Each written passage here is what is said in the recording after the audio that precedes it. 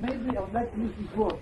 They are astray in the sense of they also deviated. I think the word astray can also mean they deviated from the right path when they were there all the time. And 16 says so. They have chosen the straying instead of guidance.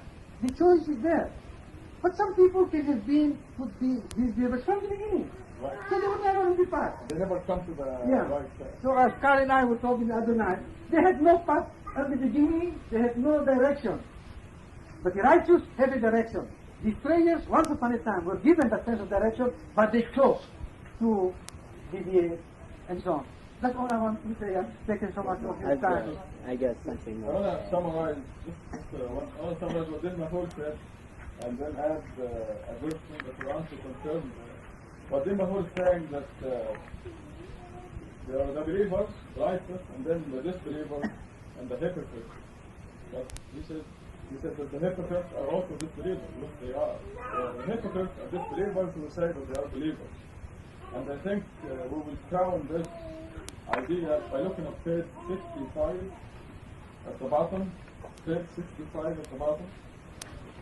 That's just one point. That God has revealed to you in the scriptures that if you hear the revelations of God being rejected and ridiculed, you shall not sit with them unless they change the subject.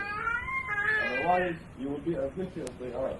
And then the last part is, God will gather the hypocrites together with the disbelievers in hell.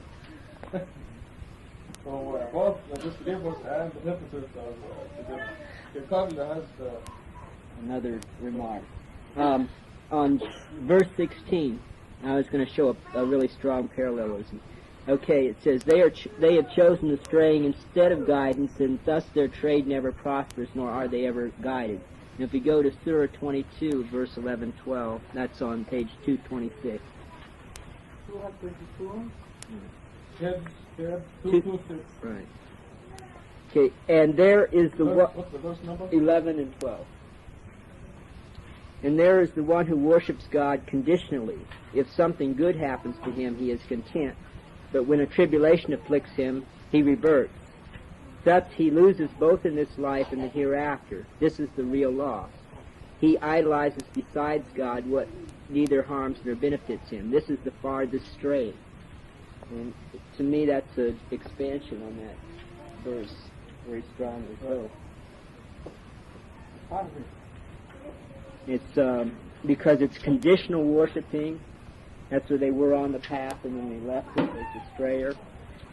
Just shows that he really doesn't believe. Yeah. He only believes if something good is going on with him. And it also says here that their trade never prospers. In 16, well, it says here they lose both in this life and the hereafter.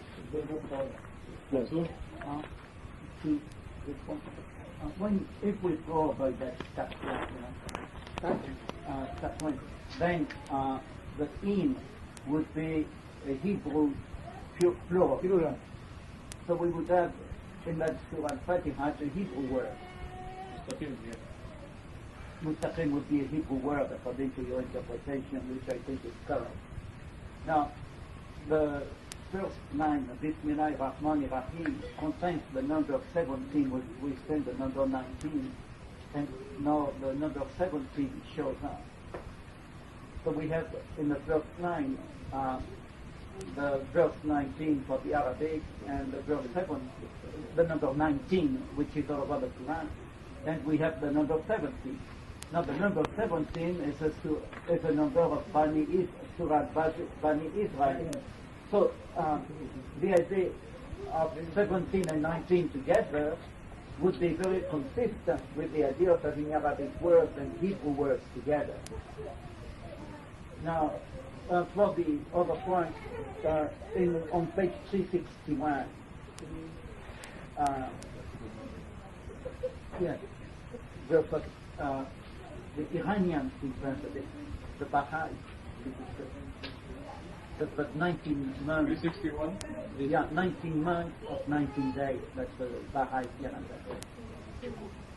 So, it shows people who say that Amana, that they believe, but they're not, the faith has not entered their heart. So I think that in order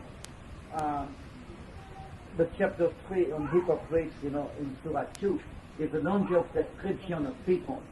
So apparently the Quran has more concern with the hypocrites than with everybody else. So that shows the degree of being a hypocrite is very important. It's a critical position, and the spirit of the Quran is to give the remedy to the religion. This is also very easy to perceive, because you can imagine a person coming to you and saying, I am a disbeliever, I don't believe in this. And a person coming to you and saying, I'm a believer, I agree with you, I believe 100%, when that person really is not a believer. So you can see the deceit that, and the danger of the hypocrite. I look at it in terms of a self mechanism, so you get an error, so we get a lengthy analysis of the error in order to have all the possible error recovery devices. You know, an engineer who designs a servo mechanism first must have a sensor to find out the error, and then a correction device. So I think the Quran is a servo mechanism for the believer. Okay, let's go on to verse 20, that also deals with the hypocrite. The light of faith. Verse 20 says, the lightning is so bright, it almost blinds them. Whenever it lights for them, they move forward. And when it turns dark, they stand still. If God willed, He could have taken away their hearing and their eyesight. God is omnipotent. And we have a footnote here that says, He does not imply gender in the Arabic language. God Almighty is neither male nor female. This is why Arabic was chosen for the final scripture. Okay, this has to do with the word He. But the allegory of the lightning is that the hypocrites actually sit with the believers and they claim to be believers, so they are getting the light of the Quran. And whenever they follow that light, they move forward. But when they ignore it, they are in total darkness, they cannot move, they stand still. Then we go to verse 21. O people, you shall worship your Lord who created you and those before you, that you may attain salvation. He is the one who made the earth habitable for you. He is the one who constructed the sky. He sends down water from the sky to produce fruits for your sustenance. Therefore you shall not set up idols besides God, despite this knowledge. If you have any doubts concerning this revelation to our servant, then produce one surah like this and ask your idols, whom you set up besides God, to do the same if you are truthful. And the challenge here to produce a surah is not simply a literary challenge. Because there were people who wrote pieces of literature that are excellent. Shakespeare, and even in Arabic, or even some Arabic literature giants who claim that they can write better than the Quran, literature-wise. And I agree with them. They actually did magnificent writing. But the challenge here has to do with the mathematical structure of Quran, not just the literature. And that will really nullify their claims. I mean, what can you say to a person who says, I can write better than Quran? Well, that's his opinion, and he will find a lot of people who will agree with him. But the mathematical structure cannot be duplicated. Yeah.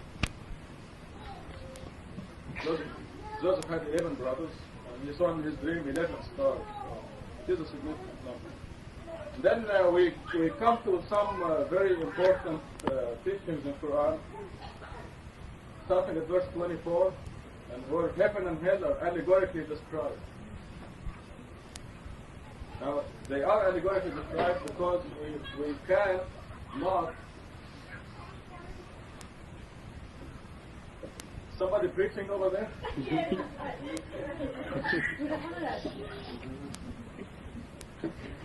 Heaven and hell are allegorically described because we cannot imagine the beauty of heaven or the severity of hell. There's absolutely no way you can imagine heaven or hell. That's why in Surah 32 we're told that you have no idea how much joy and happiness are waiting for you in heaven. Nobody among the believers have any idea how much joy and happiness are in heaven. It's indescribable. So God describes them in terms that we can understand here. That's gardens, fruits, food, the things that we enjoy in this life.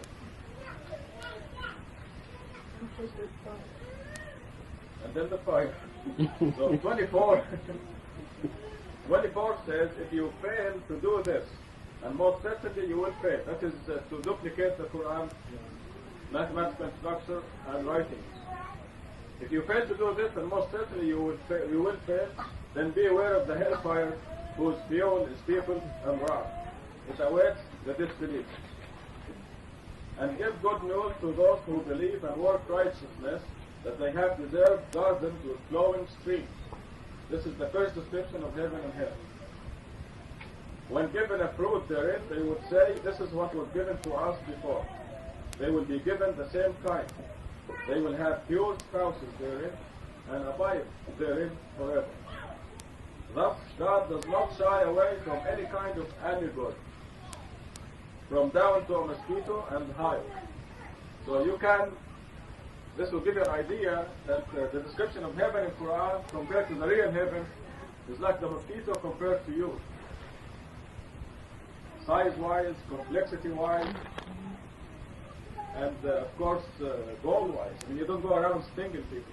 There are some people who do sting.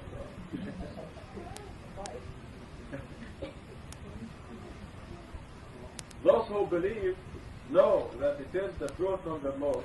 Why the disbelievers would say, what does God mean by such an allegory? He misleads many thereby, and guides many thereby. But he never misleads except the wicked. And this verse started a whole bunch of discussions that went on for centuries, literally. Does God mislead? This question was discussed over many centuries, and the answer is yes. But you see the end of the verse here says, but he never misleads except the wicked. So the person is already wicked. The person already made the decision that he doesn't want to have anything to do with God. So God says, okay, I'm going to help you. You don't have anything to do with me. I'm going to mislead you.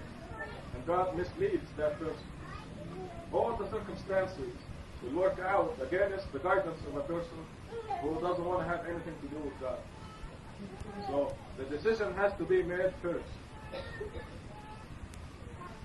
Either you make a decision you want to believe in God, or the person makes a decision that he or she doesn't want to have anything to do with God. Then based on this, God actually guides or misleads. If you decide that you want to believe in God, then all the circumstances around you will work out to guide you. Everything will direct you in that direction. God takes over after that. All you need is make a decision. That's why sometimes people would want a solution to their health problems, or financial problems, or any kind of problem, and there's always one solution. Only one solution. That's to go to God. Be with God. That's one solution. That will solve all the problems. Any kind of problem you can think of.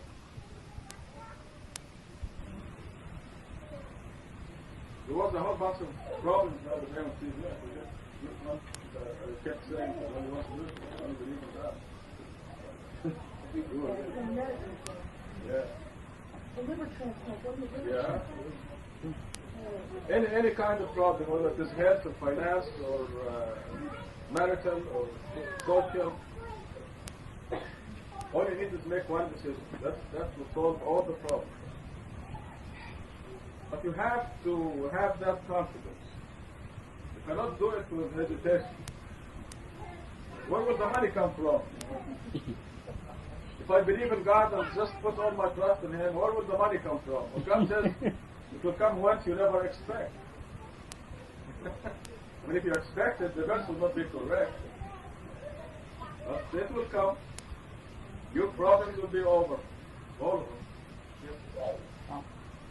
And misleading, then there is for the decision, there are decisions which don't amount to much, the people who are not mature, who are not of age, if they make their own decision, they will not be penalized. I mean, they would be... Children? Children? Yes, and they can apply... They're not supposed to make the decision here. But they will make. They wouldn't make it when they grow up. So there are people who are not capable of decision, so they think they make a decision, and they can... God knows that. I mean, there's a person who are mentally retarded or something, and they're incapable of making decisions. That person goes straight to heaven. He's lucky. That's a lucky person. So Regan will go to heaven? Pardon? Who? Regan. Regan? Regan. Regan. Well, if he believes in God, yes.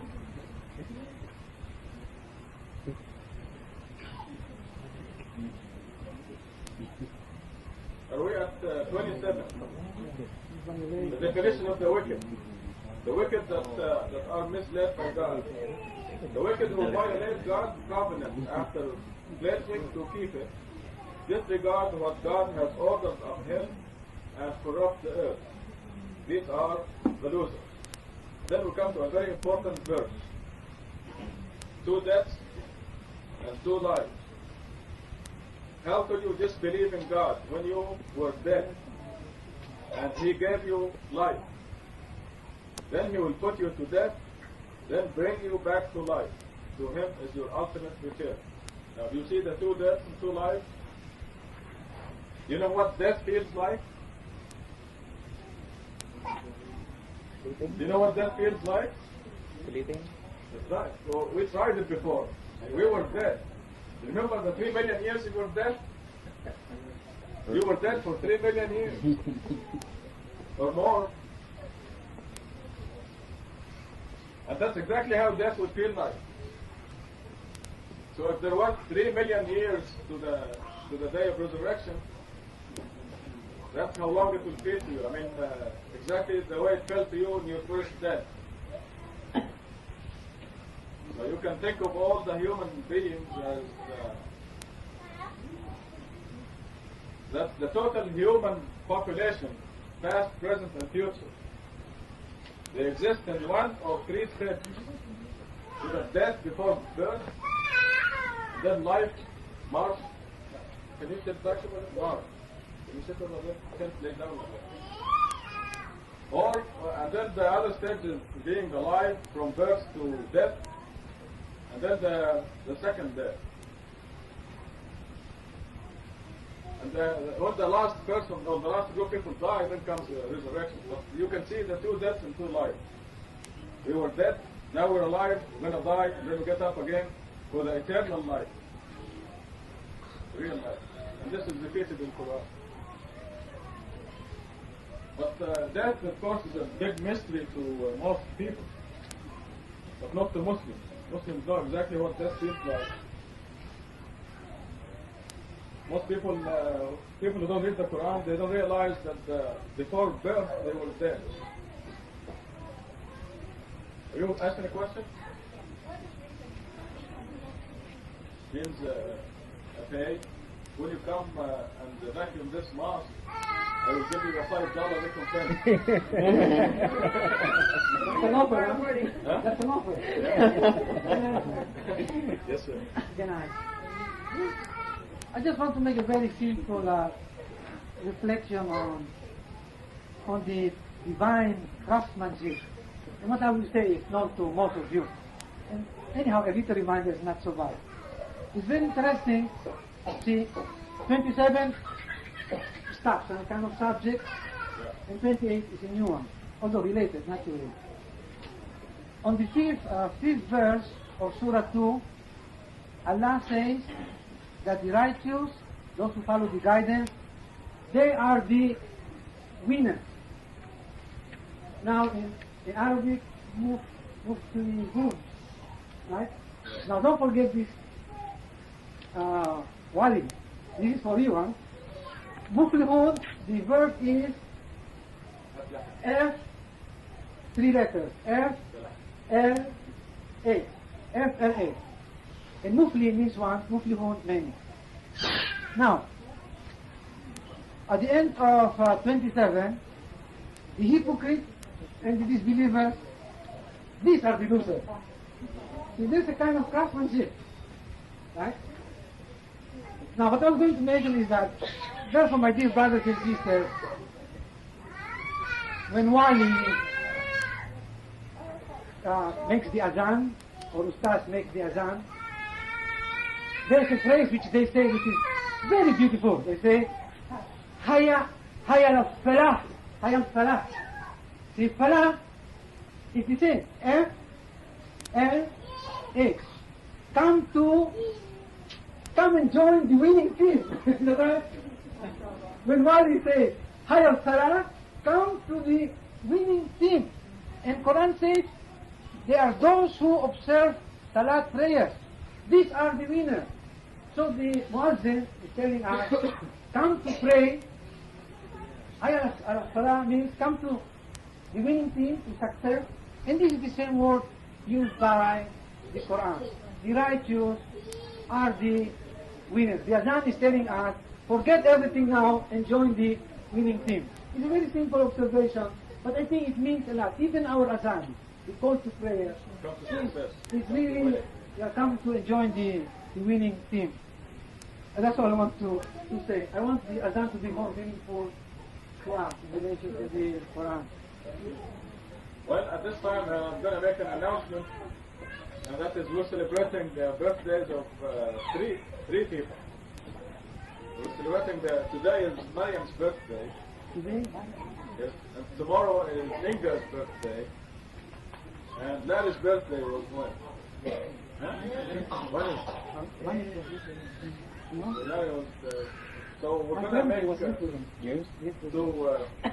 celebrate the birthday. We'll have to be our teachers. We have tonight. people. So Inga, you want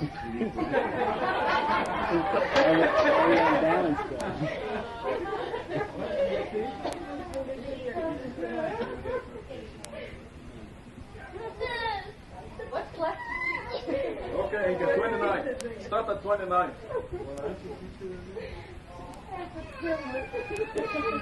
I hope I'm not taking too much time. Yes, I promise that's my last remark. Don't let him bug you. Yeah, like everybody. He intimidates me. He likes to tease.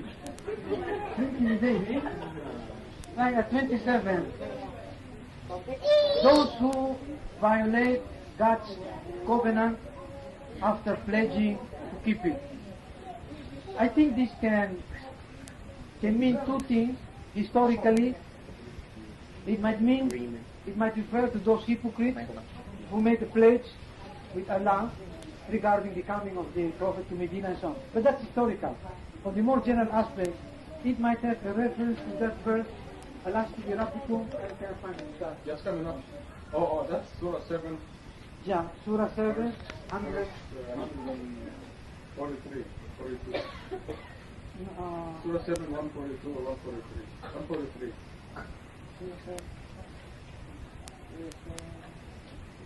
I'm sorry. 113. 100? 113. Yeah, 100. Should be 142. 7, 113.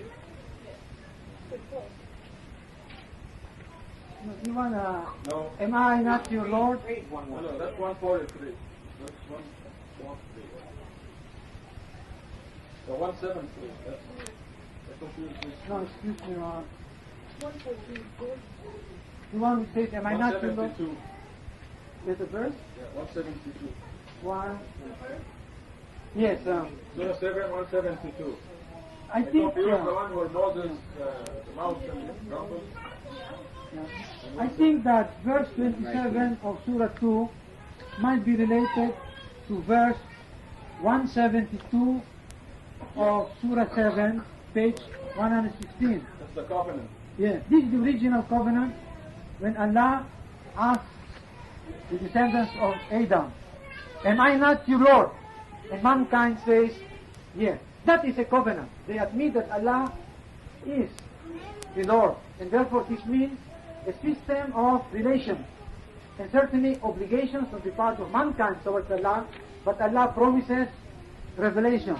And yeah, back to Surah Baqarah, these are people who have entered into God's covenant. All of us have entered a covenant with Allah. It's part of our nature, part of our mental, biological, physical, spiritual makeup to accept Allah as a Lord. Or an instinct. It's a religious instinct and inclination on the part of man. This is the covenant. And those who break the covenant go against their very nature. They're not very, but they go against their instinct, against their nature. People who don't believe in God are going against their instinct. You can imagine the birds refuse to lay on their eggs. So the bird lays the eggs and then sits on the egg. That's instinct. And if they refuse to lay on the egg, they would have been extinct, all of them. And therefore, did you look at verse 172 of Surah 7? Do you realize now that you made a covenant with God? You, each one of you, made a covenant with God. That He is our Lord. and those who break this covenant, they're the ones who They're wicked, yes. they bring trouble to the earth. They don't care about the day of accountability, because verse 172 says, therefore you cannot say on the day of resurrection, we never knew about this. Right. But these people who bring corruption on earth are those who feel they don't have to account to anyone. They bring these things. They are no different from the birds who refuse to lay eggs. They are the same thing with this law. But that's all. So before we go to Inga, can I ask the mothers to make sure the kids are quiet? And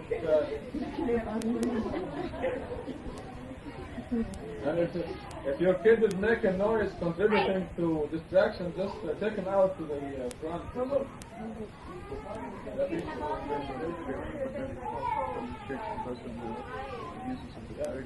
Rahima, can you tell that off, please?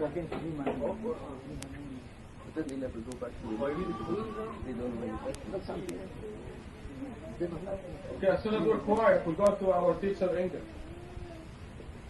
celebrating her birthday.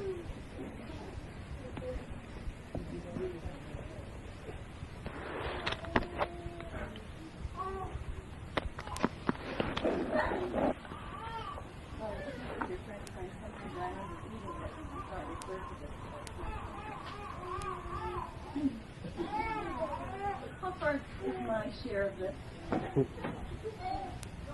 29 to 39.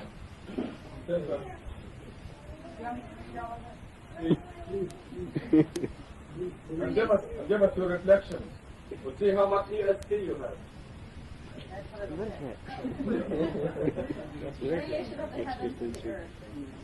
He is one who created and knew everything on earth, then turned to the sky and designed 7 heavens therein. He is fully aware of all things. Then your Lord said to the angels, I am placing a representative on earth. They said, shall you place therein one who is corrupt therein and shed blood, while we praise your glory and hold you sacred? He said, I know what you do not know. And he taught Adam all the names, then presented them to the angels, saying, tell me the names of these if you are right. They said, glory be to you. We have no knowledge except that which you taught us. You are the omniscient, the wise. He said, O Adam, tell them their names. When he told them their names, he said, did I not tell you that I know the secrets of the heavens and the earth, and I know everything you declare and everything you conceal? Then he said to the angels, fall prostrate before Adam. They fell prostrate except the Greek. He refused, turned arrogant, and thus he became a rebel. Then he said, O Adam, live with your wife in paradise, eat generously therefrom of the fruit. But do not approach this one tree, lest you become sinners. But the devil duped them out of it, causing their eviction therefrom. He said, go down as enemies to each other, and on earth will be your habitation and sustenance for a while. Then Adam received from his Lord words, whereby he redeemed him. He is the Redeemer, is merciful. We said, go down therefrom, all of you, and when guidance comes to you from me, those who follow my guidance have nothing to fear, nor will they grieve. For those who disbelieve and reject our revelation, they have deserved hell. They abide therein forever.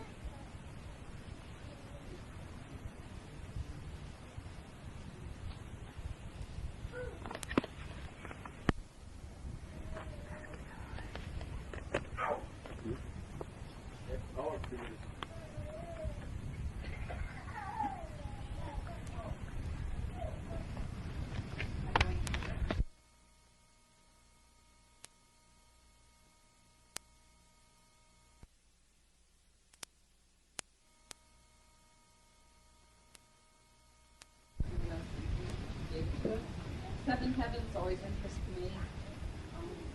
One of the So read the footnote. Our immediate universe includes 100 billion galaxies and a billion trillion stars at distances of millions of light years. All this incredible vastness is only part of the lowest and smallest heaven. 6 more larger heavens surround our innermost small heaven, and all 7 heavens are within God's right command. Yet some people are ignorant enough to idolize such minute and powerless mortals as Jesus, Muhammad, and various saints. Sister 29 is showing us, well, we can't even judge. There are 7 heavens. How many hells are there?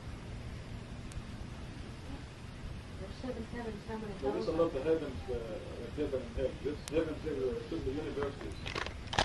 Like one of the sky and heaven. 7 universes. How many hells are there? One head. One head. There's 100 hells according to Dante's Inferno written in the Renaissance century. Yeah, we're studying the Quran now. We're reading the Quran, studying the Quran. Anything else is no guarantee to be divine. Okay, then we'll go to the creation of man. Creation of man in Surah 30, in Ayah 30. The Lord is telling the angels that He's going to create man, and that they seem to be angry or annoyed because they already praised God, and apparently they don't see why there's need for something else. Sounds like they're a little annoyed. However, He's saying He's placed them on earth. I don't know if that means they think they'd like to go to earth too and be away from God or what. Now, how did they know that the man is going to be bad? That's interesting. I'm going to give you something to think about. You notice the first statement God told the angels, and placing a representative where? I don't know. Now, this is before creation of Adam, right? Yeah. But he doesn't go to earth unless he breaks God's law. And now this is before he was created. Yeah, so that's why God put them in heaven, in paradise, put Adam and Eve in paradise.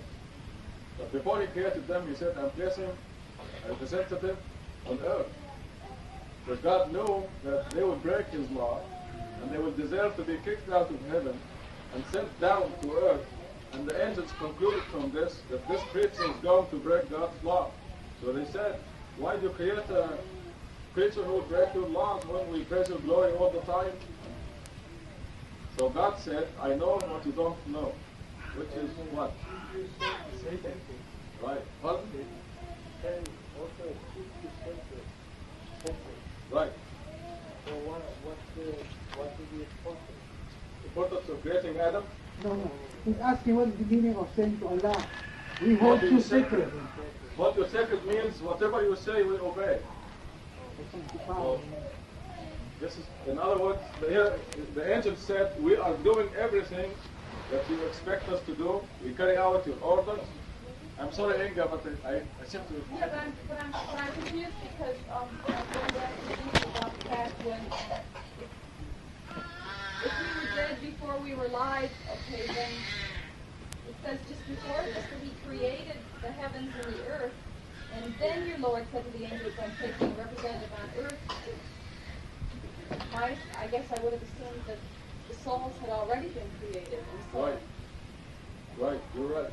and they were already asleep. That's right. But, Okay, now, if you take the whole Quran in totality, what Inga is asking is, God is telling the angel, who's making the noise there? Just keep them apart or something to make them quiet. Get butter out next to a roll. Inga raised a question. Inga was raising a So question. Inga's saying, where are the souls of the human beings at that time? We're told in Surah 18, that God did not let the angels witness our creation, the creation of our souls. God created the souls of you and me and everybody, but the angels did not witness that. But at the appropriate moment, God told the angels, I'm going to place a creature on earth. And they said, they concluded from this that this creature will break God's law and will deserve to be kicked out of heaven and sent down to earth. So they said, why create a creature who will break your law. And God said, I know what you don't know. What God knew, as you now this is an expression here. You remember? We integrated it. Let's see which verse is that?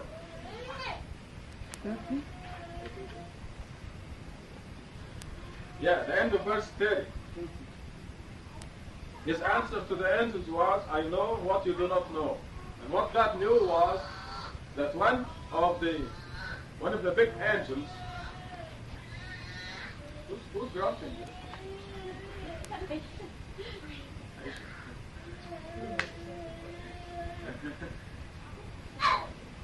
What God knew was that one of the archangels was thinking rebellious ideas. And God wanted to expose that one angel. Now the angels don't know that. The angels don't know that Satan is rebelling. But God knew what the angels did not know. And one purpose, the first purpose of creating Adam was to expose Satan. As you see later on, you want to go on, Inga? We'll see. Let me just say something. But Inga raised a question, which has been mentioned by many other people. What's the question? It's this. Isn't this a bid on the part of the angel to become the representative? Isn't that suggested? To become what? No, you mentioned it in passing. And then I want to know why they would do that. You know, they say they want to be separated from God. Many people- He's trying to please. Many persons have interpreted this verse to mean that the angels are saying to Allah, why put people who will shed blood? Right. As if they were making a bid. The angels wanted to be the representative. Some people have faced this question, and I heard, and it is very curious that Inga suggested that, no? Well, I wondered if they were offering it. Yeah, that's what. And if there was a jealousy or something. But rather about No, just. it's a simple question. Yeah. Just a simple question. Why create a creature who will break your laws when we don't do that? Yeah. It's a simple question. God said, I know what you don't know. But isn't this a bid on the part of the angels that they're asking? Some people have said They're it. already much so. higher. That's a very interesting question. They will not want to be lower. When he said representative on earth, that's a terrible demotion. And that is exactly what tipped off the angels as to the nature of the human being. Shedding blood, corrupting the earth, just, not praising God as he should be praised. And the evidence is all around us. And he told Adam all the names, then he went to the angels saying, tell me the names of these if you are right. I've heard this talk about this thing a couple of times before, and I'm Right. comfortable with it. I don't. Well, let Who me is put the it this way. them? She's presented to the angels. He taught Adam all the names, then presented them to the angels. Right. Did you watch the funeral of Princess Grace? Well, we did. It was here on the TV, right? So there's an event going on the other side of the globe that we were watching live here. Everything that's happening over there, we're watching it here. And how do you think the angels feel about this invention of the TV? Now this is the kind of thing that God taught us. Where a person is sitting in Washington, D.C., and we're sitting in Tucson watching that. That's quite an invention. Now, so this is the kind of knowledge that amazed the angels. This is what's meant by the names. In other words, God gave the human being knowledge. How do you think the angels feel about a 747 flying a huge city floating in the air? Did you ride a 747? Did you ride a 747 plane? Well, when you ride it, you look inside and you just wonder, how is this steel, this thing built of steel and aluminum, etc., and carpets, engines, and so forth, is up, floating in the air. And when you sit at you go to the tail end of the plane and look inside, it's like a floating city in the air. The human being did that. And the angels watching in amazement. So this is the knowledge that God gave to the human being. Inventing the TV, the video recorder, the airplane. That's what meant by the name. So that really explains 31 and 32. Right. 33. Thank you. Question over there? Yeah. What did he make the soul out of? Yes, that's a question in Surah. That's a question in Surah 17. Teacher, what did he make?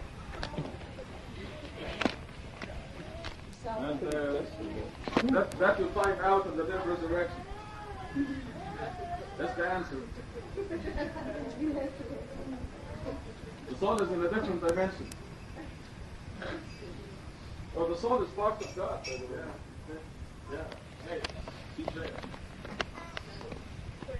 Great. The soul is a small part of God. That's why when you do things that have to do with God, your soul grows.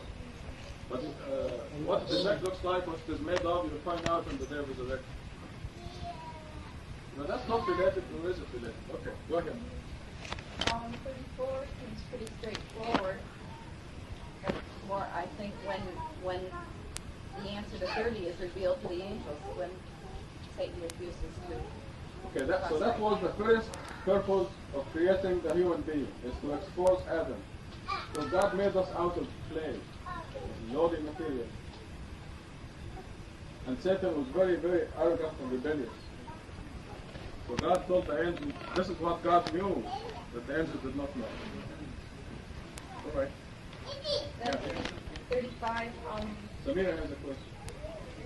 When Satan was cast out, from heaven, were there any other angels cast with him, or was he just cast by himself within himself? I mean, were the angels agreeing with him at the time?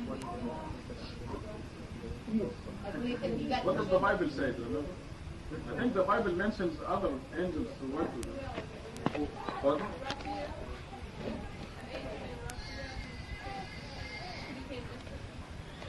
No. Lucifer is not Lucifer can is, say that. Raphael. Are you going to answer the question? No. Well, let's wait until you answer the question. What's the question again? The question is, was Satan cast alone, or did they have angels with him? Lower angels with him. In the Bible,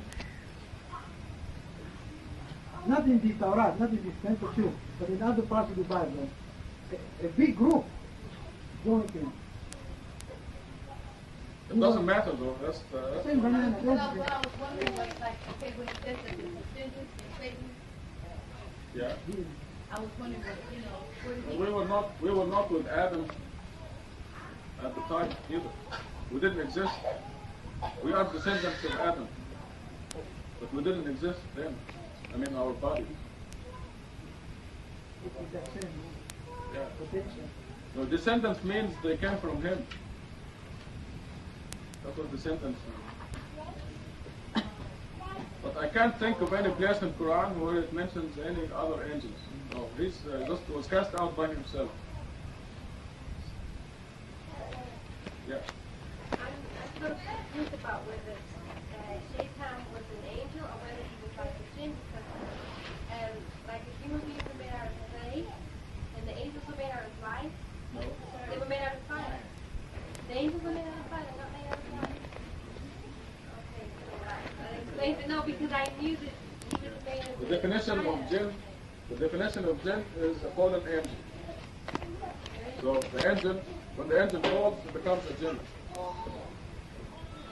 Satan became a jinn. But he was an angel. There's one of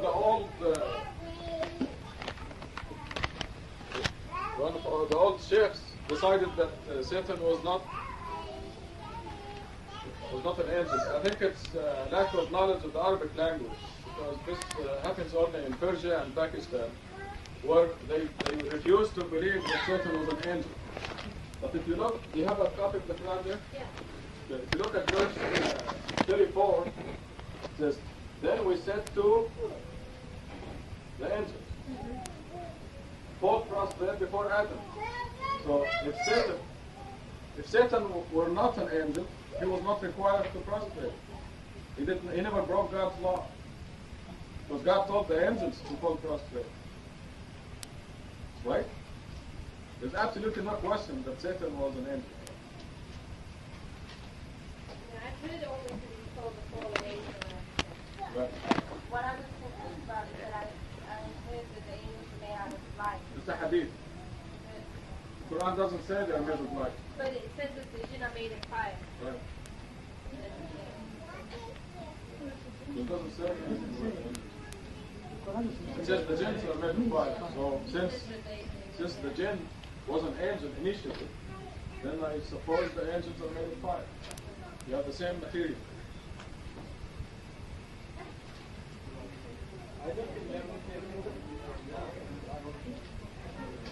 But there's no difference between fire and light.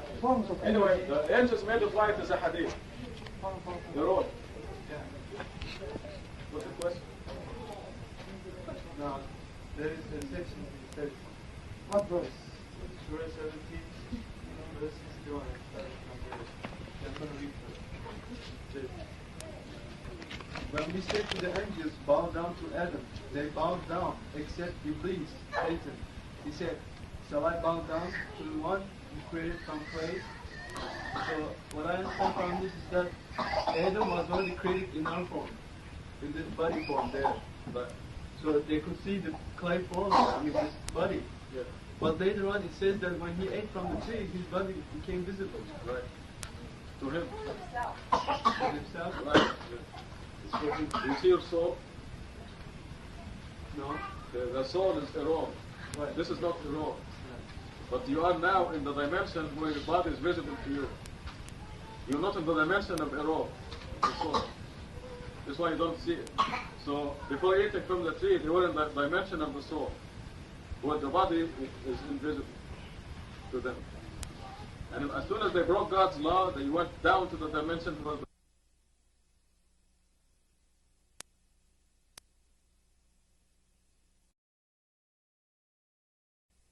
you cannot see the both dimensions.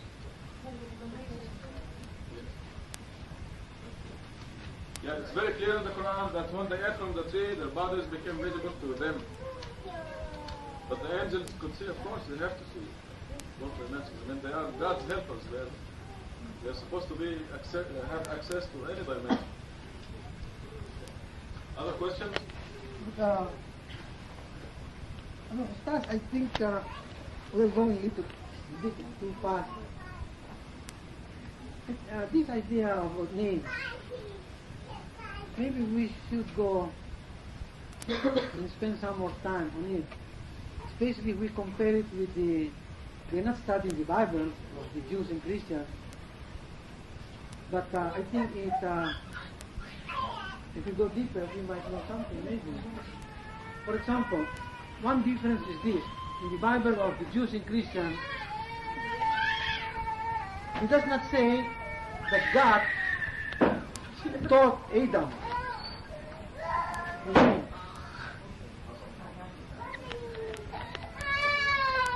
It is Adam, it is on his own accord, began to give names to the animals and the plants. See, this is already one difference. In Quran, Allah teaches Adam names, whatever his names are.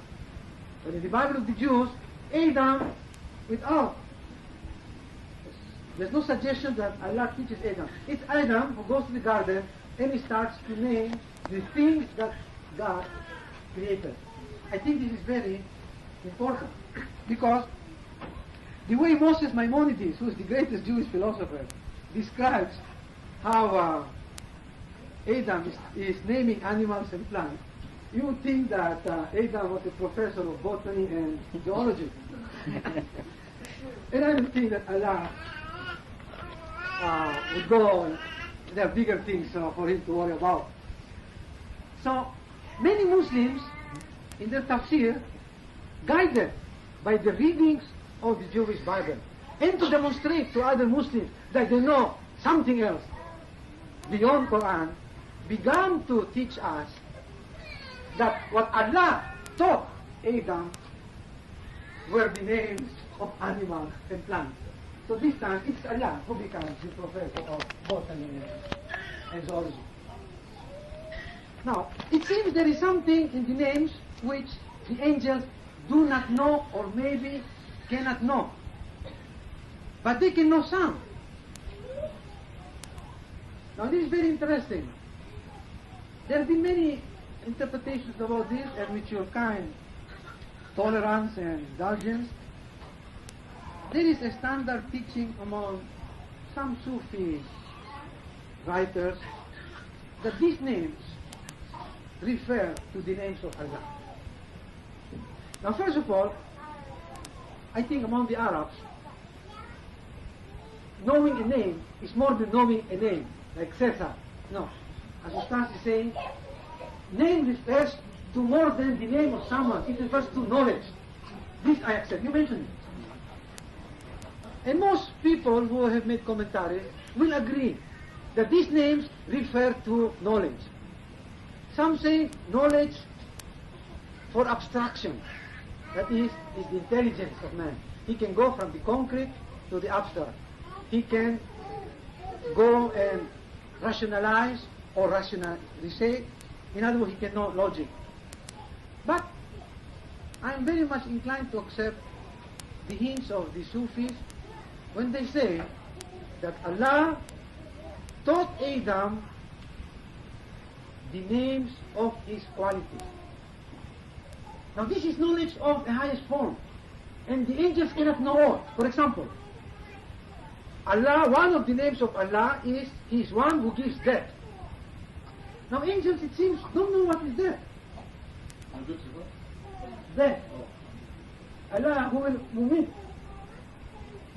But Adam can understand eventually the meaning of death. Another thing, an angel, if philosophers are right, cannot understand the meaning of patience or the care of children, you know, because they don't have children. So when Allah tells us, be patient, we understand that. If Allah helps us, we understand Allah if He tells us to be patient. This is a quality which Allah helps us develop, but the angels cannot have this. In other words, the angels, belonging to another dimension and not having a physical body like us, cannot exemplify some of the virtues which Allah already wants us to demonstrate. And I think many of these names of Allah, like for example, Musawwir, and also Allah is the Muhyi, He gives life. In some ways we do give life with the help of Allah. When we have children, we are in some ways creating, naturally, with the help of Allah, we are creating life. And I do not think angels understand that. They cannot know these things. Be careful now, don't make them angry. No, because I cannot see. They're watching you now.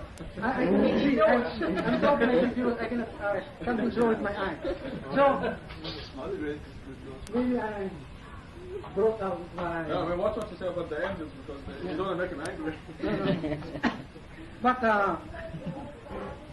and so the way I look at it is that I agree that these names refer to knowledge, and I would just like to submit for your thinking, for you to develop on your own or reject, that maybe these names is a special form of knowledge. They refer to those special qualities of Allah which He gave us the ability to exercise when He, as Ustaz mentioned, gave part of Himself to us as a soul. He breathed unto us something of His Spirit. That is our soul. And this gives us the capacity to understand certain things. And the angels can never know this. It seems to me, therefore, that in our test in life, you need a body, and you need the combination of this body with part of ourselves, which really is Allah's, to exercise certain things in order to arrive at certain knowledge.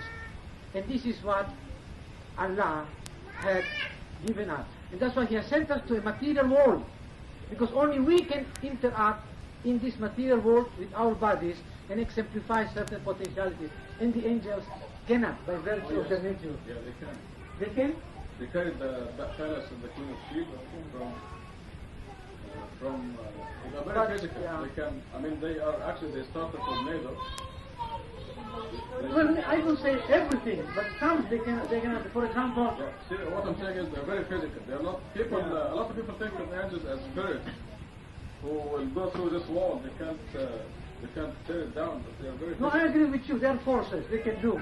But I cannot imagine an angel having a toothache and telling Allah, strengthen me with my patience to tolerate this toothache. People can do. Yeah, Certain cases. Not all, because the idea here is that angels seem to know certain things. The only problem with the names of Allah is that the next verse says that God showed these things to the angels. And said, tell me the names of these. So they are objects. They are the names of objects. Rather than just names, series. Yeah, but 32 suggests that the But angels... it's a very good point. Angels know some of the names. In 32, they say, we have no knowledge except what you already have taught us. So angels know. Yeah, but what I'm saying is God But showed not the all. angels. Yeah. Showed the angels something, object. And said, give me the names of these. So it says, presented them to the angels and asked them, give me the names of these. So there is something being presented, and the angels asked to give the names of these. Yeah, but the angels do not seem to know. Right, they did. They don't know. Is there a way of Arabic in showing the difference between pronouns of these or creatures or people or animals? Things. The No. person thinks. No, it just says these, objects. Well, it could be qualities. How would God show, how do you show a quality? How can you show clemency?